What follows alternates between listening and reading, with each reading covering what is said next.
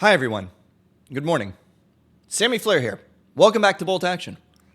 Series where you're getting the most raw, uncut, unedited, whatever this is type of reaction video that I can possibly give you. There's no script. There's no bits. There's no jokes. Actually, I take it back. There is one joke. It's the Tampa Bay Lightning! They're the joke! Maybe I'm the joke for believing in them. Maybe I'm the joke for thinking that this team was still anywhere near contention. I don't want to talk about this game. I have no interest in talking about this game. This was awful, but it's also more of the same. What would you like me to say about it? What would you like me to say about this game that I haven't said in the previous 5? I can think of one thing.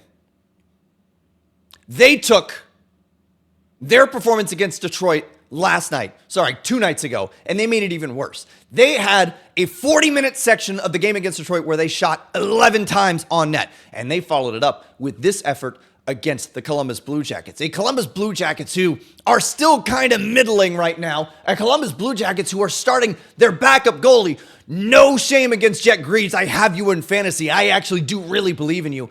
But against that Columbus team, you put on in 40 minutes 9 shots. And you expected to win? Are you delusional? I know you're talented. I know you can score at will. I've seen it. What? No, I have no interest in talking about this game at all. The sad thing is that in many situations, in many years past, you look at this and you excuse this loss. Because it's the last game of a road trip. It's the second half of a back-to-back on the road for the second time this week. It's early in the season. In many other cases, this is a run-of-the-mill expected loss in October because you overlooked an opponent that you probably shouldn't have and you didn't bring your A game. Oh well, let's go home, let's shape up and get ready for more. But no, this is the latest domino to fall in whatever the hell season this is turning into. We're 6 games in. I cannot believe that in 6 games, I'm already yelling at you.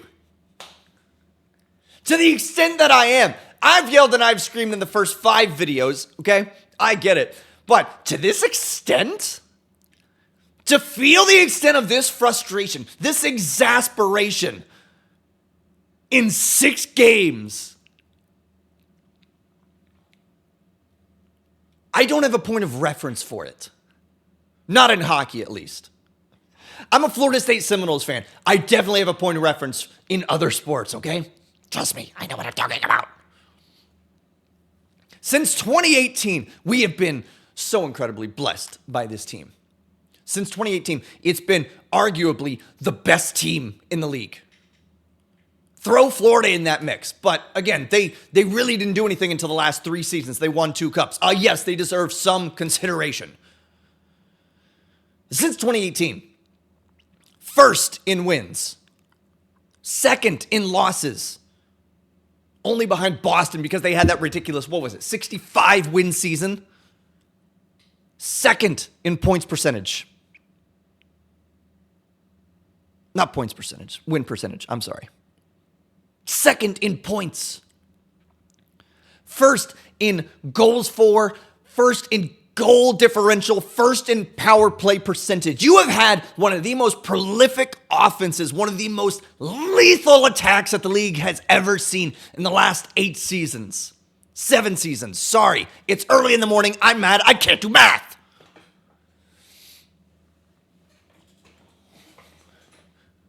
Since 2018, you have largely been unchanged.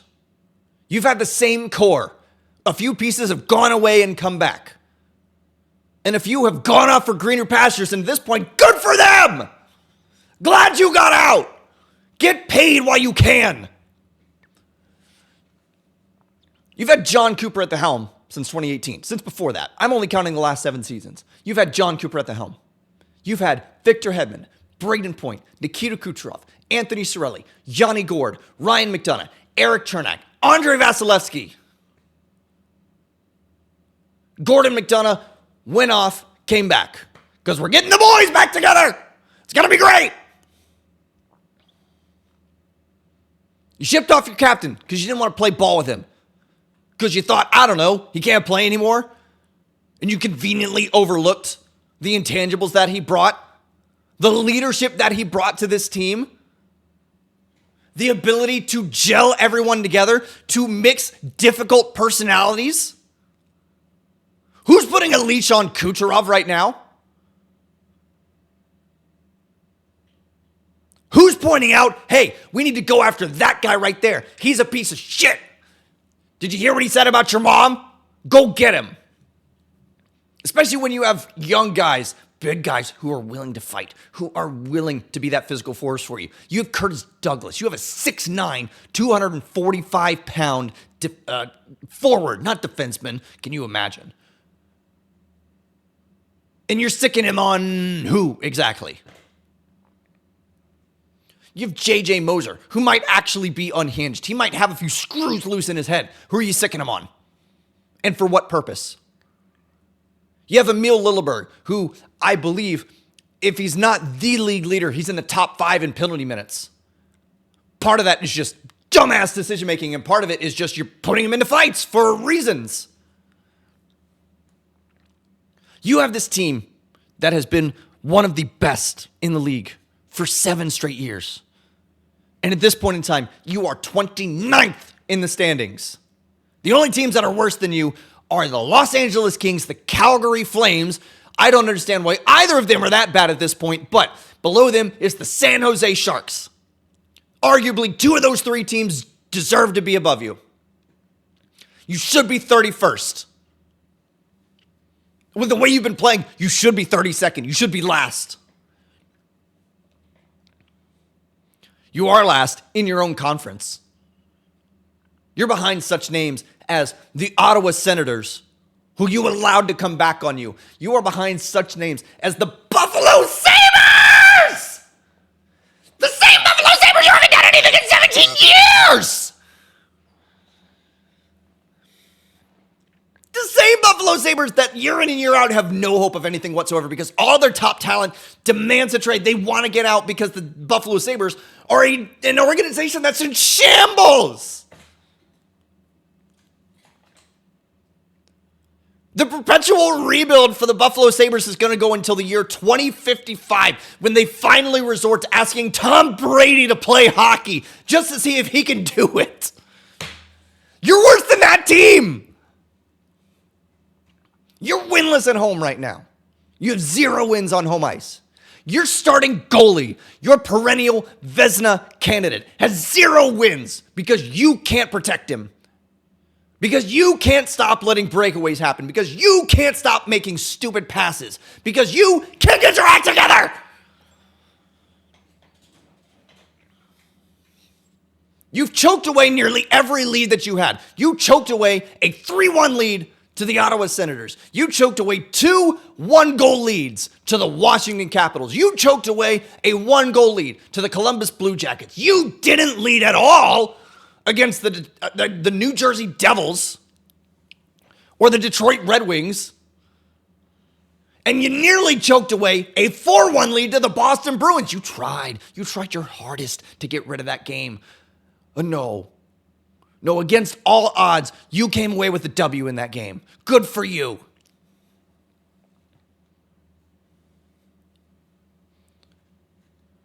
You're nearly last in meaningful categories in the league this season. Goals against, I think you're 28th last I checked. Penalty minutes, you're dead last. Face-off percentage, depending on which site you look at, you're either last or second to last.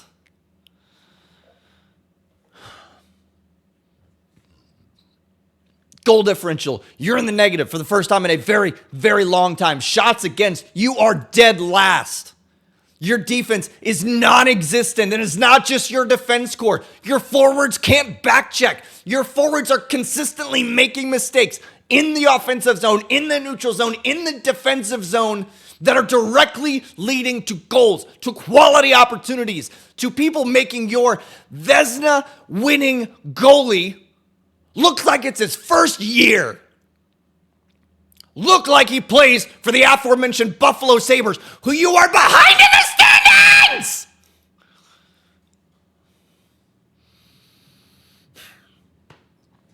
I don't know what I'm supposed to say at this point. There's part of me that feels like I'm entering the stages of grief because maybe, just maybe, this team is on its way out. Maybe the last ride has indeed happened. Maybe it's done. Maybe the glory days are over. Maybe they need to start retooling for the rebuild. Not super helpful when you're giving big contracts to older players. Not so helpful when you're operating with cap space that is razor thin again. Not so helpful when you're looking around not even the league, look around your own division and look at what other teams are doing. They're learning lessons that you supposedly learned 7 or 8 years ago. They're getting key pieces on team-friendly deals. Remember that? Remember when you signed an incredible core so nobody was making more than $9.5 million so that you could surround them with talent that was capable of winning, that was hungry to go out and win? Remember that? Toronto's doing that. Florida sure as hell is doing that. Florida's laughing at you. Your in-state rival is clowning on you, and the league notices. Other fans notice. Got this comment last night. This is a Ducks fan. A Ducks fan is clowning on us. Because he can see with his eyes. He understands what's going on. Who's in charge of the propaganda machine for this team? Who's doling out the painkillers? I want some of whatever they're having because I look at this team and I do not see progress. I do not see that I should have any sort of positive takeaway from the first 6 games. The one win you have, you almost choked away.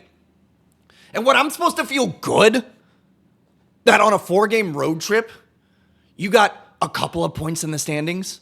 I'm supposed to feel good that you pushed 2 games to overtime because you sucked just enough to get the game to overtime instead of losing into regulation? I'm supposed to feel good about any of this? Who is? Who's supposed to feel good about this? Who's supposed to feel hopeful about this? I tell you, I perused Twitter, that utter hellscape. Nobody seems confident in this. I look at Reddit, the other hellscape. Nobody seems confident in this. So why should I? Maybe the problem in this is me. No, the problem is not me. The problem is the team. But maybe my problem is that my expectations are too high. Maybe I should have been going into this with a more realistic sense of what this team is. But no, I've been spoiled for the last 7 years of going to 3 straight Stanley Cups, winning 2 of them. I've been spoiled by having consistent generational talent on my team. I've been spoiled by the idea that getting to the playoffs is a foregone conclusion. And it's just a matter at this point of, are you going to play Florida or Toronto?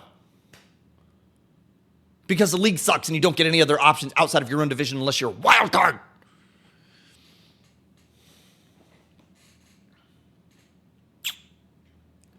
I might need to reset my mindset.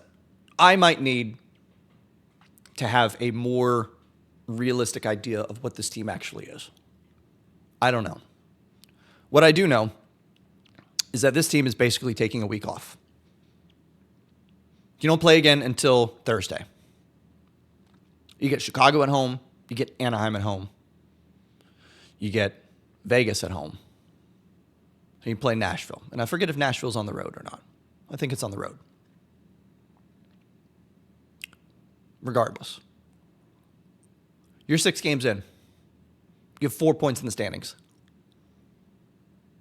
If you don't get 3 out of the next 4 wins, the panic button better be slammed. Not just with your whole palm, not just with your whole arm. Somebody better be bringing in a comically oversized sledgehammer, the kind that you would see at that dumb game at the carnival where you hit it and it tries to go up into the bell, but you can't because the game is rigged. Kind of feels that way now. Somebody better bring that in and slam the panic button so that it sprays all over Emily Arena. It's not even Emily Arena anymore. Oh my God. We're in trouble here. We're in a lot of trouble. And unfortunately, I feel like this is not the last time that I'm going to have one of these visceral reactions to a game. But again, we're 6 games in. I genuinely cannot believe that 6 games in, we're having this conversation right now. And that's it. That's all I got for this video.